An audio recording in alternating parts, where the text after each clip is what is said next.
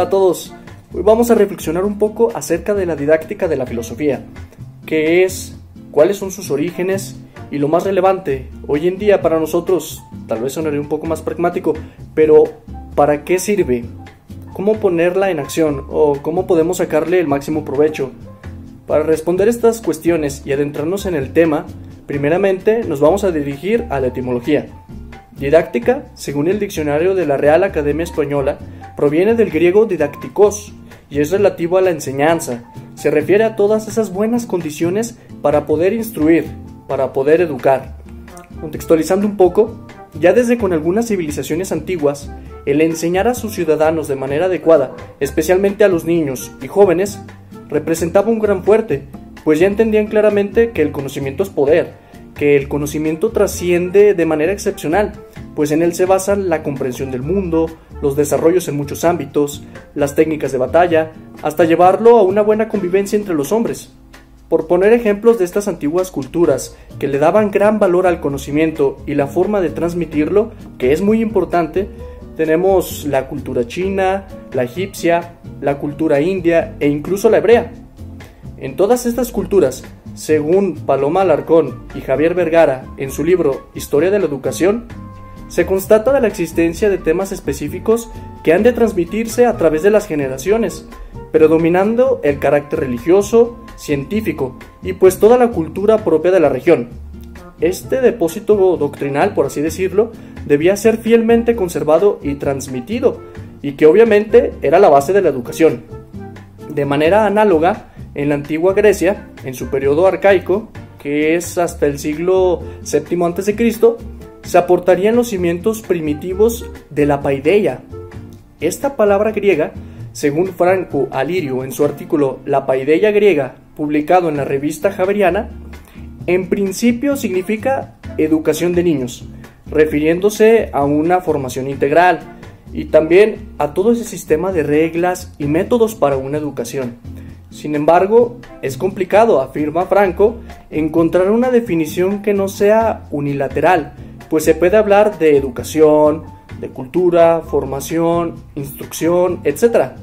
Este término griego abarca todas esas traducciones y además es muy dinámico.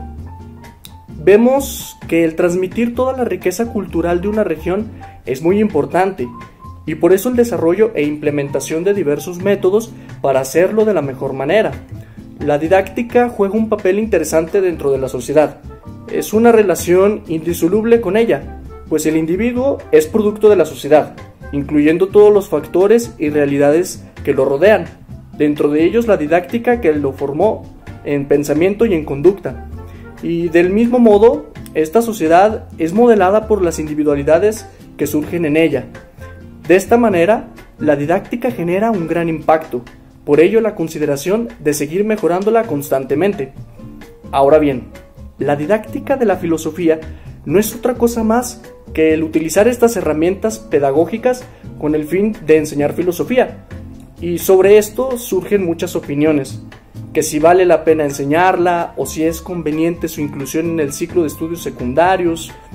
Augusto Salazar Bondy, en su libro Didáctica de la Filosofía, afirma que la filosofía, como forma de conocimiento y como tipo de educación, es una realidad cultural muy peculiar y poco común. Por lo tanto, es difícil de lograr, es difícil de transmitir, pero no es imposible.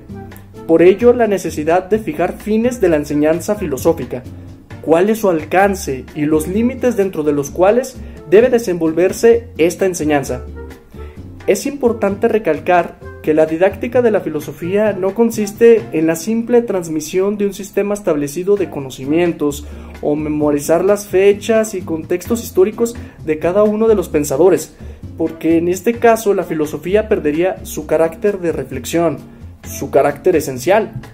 Augusto Salazar explica que filosofar es participar en la construcción de un conocimiento abierto y que educar a alguien en el conocimiento filosófico es llevarlo a una conciencia del mundo y de la vida distinta de lo cotidiano, proporcionarle un nuevo enfoque a lo ya conocido y abrirle el horizonte de una meditación a la vez problematizadora de todas las certezas e integradora de todas las verdades. Hay, pues, una finalidad teórica, que debe perseguir la enseñanza de la filosofía, permitirle al alumno adquirir, con nuevas categorías, una noción crítica y totalizadora del mundo. Mucho ojo aquí, no se trata de un adoctrinamiento de cualquier tipo o propaganda de una argumentación de una concepción del mundo determinada, ideologías, etc. Floralba del Rocío Aguilar, en su artículo Didáctica de la Filosofía, publicado en la Revista de Estudios y Experiencias en Educación, asevera que, con los problemas, conceptos y teorías que la filosofía ha construido durante toda su historia, el alumno logre una crítica de todo el saber, que ayude a la formación de la propia filosofía. De este modo, el alumno se vuelve un sujeto activo en medio del ambiente en el que habita, a través de su reflexión para buscar el desarrollo en muchos ámbitos que el saber filosófico abarca. Ya hemos recalcado la finalidad de la enseñanza de la filosofía, que debe ser con el uso de buenas herramientas, de técnicas precisas que ayuden realmente al alumno a reflexionar de forma adecuada.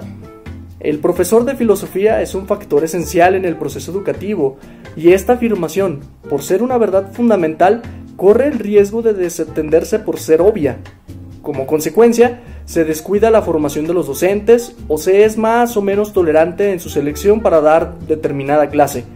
Por ello, la importancia de la presencia de la didáctica de la filosofía en la preparación profesional de un licenciado en filosofía, pues necesita obtener indudablemente recursos que aprovechará para transmitir de la mejor manera el hábito por la reflexión filosófica, no solo dentro de un aula de clases, sino en todos los contextos vivenciales de una persona, porque la reflexión es una capacidad que todo hombre debe practicar, y como vimos anteriormente, esto repercute en la sociedad de forma positiva.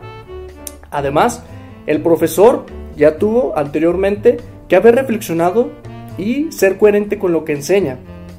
El estudiante que se prepara como profesional en la licenciatura de filosofía debe ser consciente de todo esto, conocer el alcance positivo que esta disciplina tiene en el ambiente donde al menos una persona lo estudia, reflexiona y practica en la manera que sea posible. Y esta es una responsabilidad, porque introducir el saber filosófico implica de técnicas, de buenos métodos, que quizá muchos, por nuestra personalidad, no poseemos y debemos desarrollar. La didáctica de la filosofía toma este papel: juntar todos los conocimientos adquiridos en la licenciatura de filosofía y poder presentarlos y transmitirlos de tal manera que se queden plasmados en los alumnos, que no sea aprender todo de memoria sin comprensión alguna, para llegar el día del examen a vomitarlo y después olvidarlo todo. No, sino que quede plasmado en sus vidas y sea una introducción al maravilloso mundo del saber. Ahora voy a pasar a explicarles sobre mi experiencia enseñando filosofía, y así que haya enseñado filosofía de manera formal, como docente frente a un salón, pues la respuesta es no. Pero sí he enseñado filosofía en el contexto en el que vivo.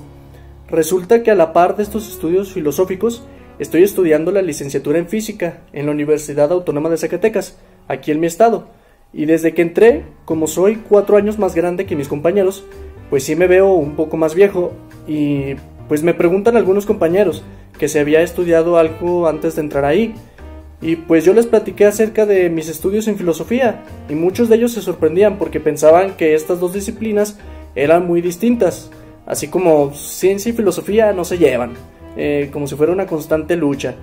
Y cómo tú pasar de los libros ahora vienes a las matemáticas, cosas de esas. Así recibí muchos comentarios. Y pues sabemos que la realidad es distinta, que hay muchos puntos de interés por ambas materias, aunque el método sea distinto.